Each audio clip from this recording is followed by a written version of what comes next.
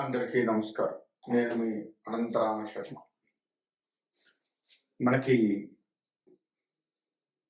రాశి ఫలములు చూస్తూ ఉంటాము. ఎందుకు చూస్తాము అసలు రాశి ఫలాలు అంటే, ప్రతి నెల కూడాను ఈ రాశి ఫలాలు చూసుకోవడము, లేదు ఇలా మీడియాల్లో వినడము, చేయడము చేస్తూ ఉంటాం.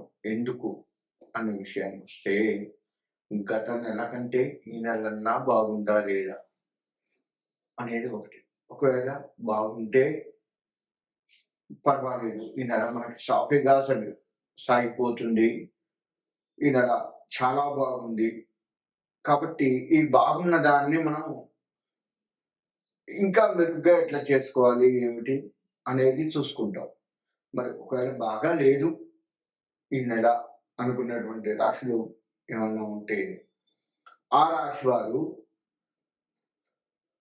ఎక్కడ బాగలేదు, ఎందుకు బాగలేదు, మనలో ఎక్కడ తేడా వస్తుంది, మొత్తం కూడా చెప్తూ ఉంటాం మేము. దేనివల్ల ఈ సంవత్సరం ఎక్కడ బాగుండట్లేదు, ఏం చేయటం వల్ల బాగుండట్లేదు అనేది కూడా కొన్ని చెప్పాల్సి వస్తుంటుంది. కాబట్టి అటువంటివి మనం తగ్గించుకుంటూ, అటువంటి వాటి విషయాల జోలికి పోకుండా, ఉదాహరణకి కోపం ఎక్కువ నచ్చిందనుకోండి, ఈ నెల మొత్తం మనం కోపాన్ని తగ్గించుకుంటూ, ఏం చేస్తే బాగుంటుంది ఇంకా అనేది ఆలోచిస్తూ మనం ముందుకు పోతూ ఈ నెల కూడా మనకు అనుకూలంగా మారేటట్లుగా చేసుకోవచ్చు. అంటే జాగ్రత్త పడటం కోసము ఈ నెల మనం కొంత జాగ్రత్త పడుతూ, తర్వాత బాగున్నదనుకోండి దాన్ని ఇంకా మెరుగ్గా ఎట్లా చేయాలి అనేది చూసుకుంటూ, లేదు దాన్నే సరళంగా ఆ విధంగా అయినా సరే ఈ నెల గడిచిపోతే సరిపోతుంది అనుకున్నట్లుగా అయినా ఆలోచిస్తూ మనం ఈ రాశి ఫలాలు తెలుసుకుంటూ ఉంటాము. కాబట్టి రాశి ఫలాలు అందుకు తెలుసుకోవాలి కానీ, ఏదో చెయ్యొచ్చు, దీనివల్ల ఇంకేదో అవుతుంది, ఏదో ఒక్కసారి కలిసి వస్తుంది, ఇలా దయచేసి ఆలోచించకండి. మనకు ఒక్కసారి ఏది పడదు. మనం కష్టపడ్డ దాన్ని బట్టే మన యొక్క ముందుకు వెళ్ళటం ఉంటుంది. దానికి కాస్త గ్రహాలు కూడా అనుకూలిస్తూ ఉండాలి. ఆ గ్రహాల అనుకూలత ఉందా లేదా తెలుసుకుంటూ, ఒకవేళ లేకపోతే ఏం చేస్తే గ్రహాల అనుకూలత ఉంటుంది అనేది చూసుకుంటూ, మనం దానికి పరిహారాలు, దోష నివృత్తి చేసుకుంటూ, లేదు రెమెడీస్ ఏదైనా చేసుకుంటూ, మనం ఆ గ్రహాన్ని శాంతింప చేసుకొని మనకు అనుకూలంగా ఉంచుకొని ధర్మబద్ధంగా నడుస్తూ, మన రాజకీయం కానీ, ఉద్యోగ వ్యాపారస్తులు కానీ, ఏదైనా సరే చేతి వృత్తులు కానీ, ఇలా అన్ని రంగాల వారు కూడాను దానికి అనుకూలంగా వెళ్తూ మన జీవన ప్రయాణాన్ని కొనసాగించుకోవడం కోసం మాత్రమే ఈ రాశి ఫలాలు చూస్తూ ఉంటాము. కాబట్టి ఇక ముందుగా మనము ఒక్కొక్క రాశి గురించి తెలుసుకుంటూ ముందుకు వెళ్ళే ప్రయత్నం చేద్దాం. మిథున రాశి. మిథున రాశి వారికి అన్ని రంగాలుగా బాగుంటుంది. చేతి వృత్తుల వారికి కావచ్చు, అన్ని రకాలుగా బాగుంటుంది. వీరు ఖచ్చితముగా పెద్దవాళ్ళ సలహాలు తీసుకుంటూ పని చేయడం ఉత్తమం. లేదు ఇంట్లో భార్యాభర్త ఉన్నట్లయితే వారిద్దరూ కూర్చొని కాస్త చర్చించుకొని, మనం చేసే ప్రతి పని కూడా చర్చించుకొని, దాంట్లో లాభము నష్టములు కూడా గుర్తుపెట్టుకోండి. చర్చించుకుని, వాదనలు వేసుకొని కాదు, చర్చించుకొని, ఒకవేళ అట్లా చేయొద్దు, ఇట్లా చేయొద్దు, నేను ఎంత చేయమన్నా కదా అట్లా చేయమన్నా, అలాంటి వాదనలు కాకుండా చర్చని మాత్రమే.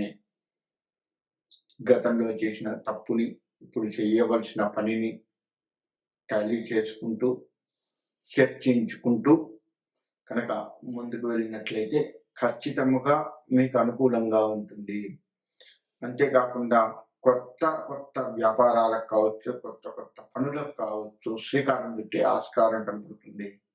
వీరు వీరు అన్ని రంగాలుగా బాగుంటుంది.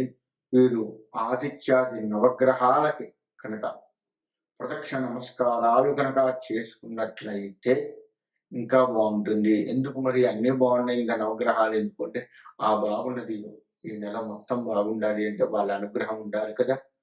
కాబట్టి నవగ్రహాల ప్రదక్షిణలు కనుక చేసుకుంటూ ఉన్నట్లయితే, ప్రతిరోజు కూడా చేస్తే ఇంకా మంచిది. ఇవన్నీ చేయాలి. అందరూ కూడా 9 చేస్తే సరిపోతుంది అనుకుంటారు. కాదు, 27 ప్రదక్షిణాలు చెయ్యాలి. గుర్తుపెట్టుకోండి. ఒక్క గ్రహానికి 3 చొప్పున 9x3 చెయ్యవలసిందే. ఖచ్చితముగా ఒక్కొక్క గ్రహానికి 3 ప్రదక్షిణలు చొప్పున మీరు నవగ్రహ ప్రదక్షిణలు చెయ్యవలసిందే. అలా చేస్తేనే గ్రహాలు శాంతిస్తాయి. ఒకటి. రెండోది, చేతి వృత్తుల వారికి అనుకూలంగా ఉంటుంది. రాజకీయ రంగం వారు కూడాను ముందుకు వెళ్తూ ఉంటారు. పెద్దవాళ్ళ సహకారాన్ని తీసుకుంటూ వెళ్తూ ఉంటే ఇంకా బాగుంటుంది రాజకీయ పరంగా. చేతి వృత్తుల వారు మీరు ఇందులో ఇంకొంచెం మెరుగు చూపించుకుంటూ కనుక పని చేస్తూ ఉంటే ఇంకా ఇంకా బాగుంటుంది. ఇంకా సంతానము లేనటువంటి వారికి ఈ సంవత్సరం కాస్త సంతానాన్ని శుభాలు సూచించే విధముగా శుభవార్తలు వింటూ ఉంటారు. వివాహం కానటువంటి వారికి కూడా ఈ సంవత్సరంలో ఈ నెల ఖచ్చితంగా వివాహ ప్రయత్నాలు చేస్తూ ఉంటారు.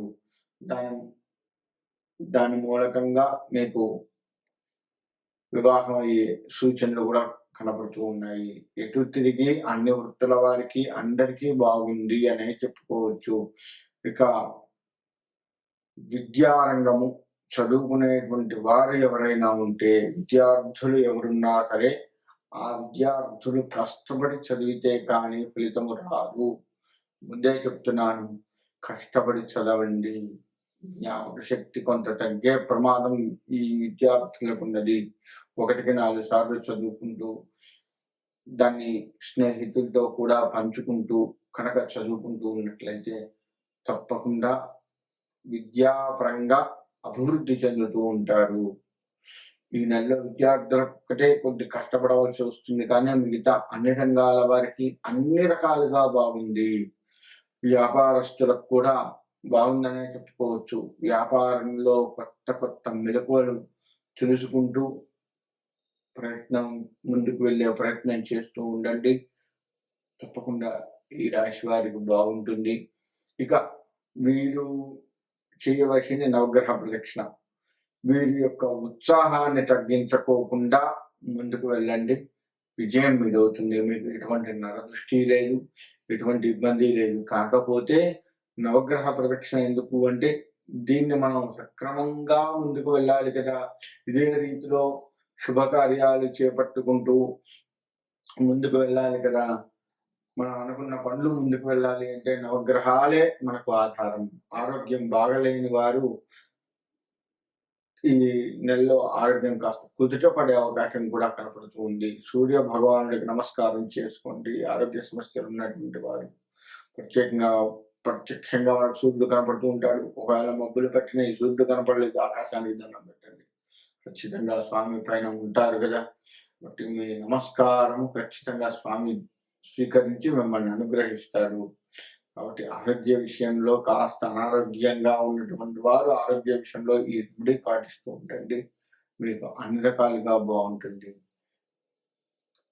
ఇలా ప్రతిదీ కూడా మీకు అనుకూలంగా ఉండే విధముగా మలుచుకోవడం కోసంగా మీరు చేసే ప్రయత్నాలు 1కి 4 సార్లు ఆలోచిస్తూ చేస్తూ ఉన్నట్లయితే మీ యొక్క ఆర్థిక ఇబ్బందులు కావచ్చు, విద్యా వ్యవస్థ విషయంలో కావచ్చు, వ్యవహార విషయాల్లో కావచ్చు, ఏ విషయమన్నా చేతి వృత్తులు కావచ్చు, వ్యాపారం కావచ్చు, ఏదన్నా కానీ బాగుంటుంది. ఇంకా ఉద్యోగస్తులు కూడా ఇంతకు ముందు కంటే మెరుగ్గా ఉంటుంది. దాన్ని ఆ విధంగానే ముందుకు తీసుకువెళ్తూ ఉండండి. ఎక్కడ మీరు కూడా ఏ ఇబ్బంది పడకుండా ముందుకు వెళ్ళేటట్టుగా జాగ్రత్త పడుతూ ఉద్యోగస్తులు ముందుకు వెళ్ళండి. అంతా శుభం కలుగుతుంది.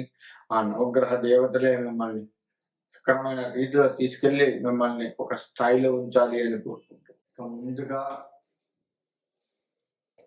12 రాశుల వారికి చెప్పేది ఏంటయ్యా అంటే, నేను ఇప్పుడు చెప్పినట్లుగా మీరు పరిహారాలు చేసుకుంటూ మీ రాశుల రీత్యా మీరు ముందుకు వెళ్ళండి. ఆ పరిహారాలు చేసుకోకపోతే నిజంగా ఇబ్బందులు వస్తాయి. అందులో ఎటువంటి సందేహం లేదు. మన జాతకం మొత్తం కూడా, మన జీవితం మొత్తం కూడా జాతకం మీద, ఆ యొక్క గ్రహాల మీద అది ఆధారపడి ఉంది. గ్రహాల అనుకూలత మనకు ఉంటేనే, ఉదాహరణకి సూర్యుడి అనుగ్రహం ఉందనుకో ఆరోగ్యం బాగుంటుంది, చంద్రుడి అనుగ్రహం ఉంటే మనశ్శాంతి బాగుంటుంది. ఇలా ఒక్కొక్క గ్రహం ఒక్కొక్కటి చేస్తూ ఉంటుంది కాబట్టి మన జాతకరీత్యా ఏ గ్రహం బాలేదో దానికి సంబంధించి పరిహారాలు చేసుకుంటూ మీరు ముందుకు వెళ్ళడం ఎంతైనా శ్రేయస్కరం. కాబట్టి ద్వాదశ రాశుల వారు నేను చెప్పిన పరిహారాలు చేసుకుంటూ ముందుకు వెళ్ళి మీ యొక్క జీవితాన్ని తీర్చిదిద్దుకోవాలి అని కోరుకుంటున్నాను. మీ అందరికీ కూడా ద్వాదశ రాశుల వారందరికీ కూడా మీ ఇష్టదైవం, కులదైవాల యొక్క, గ్రామ దేవతల యొక్క అనుగ్రహం సంపూర్ణంగా కలిగి సుభిక్షంగా ఉండాలి అని కోరుకుంటూ సెలవు తీసుకుంటున్నాను.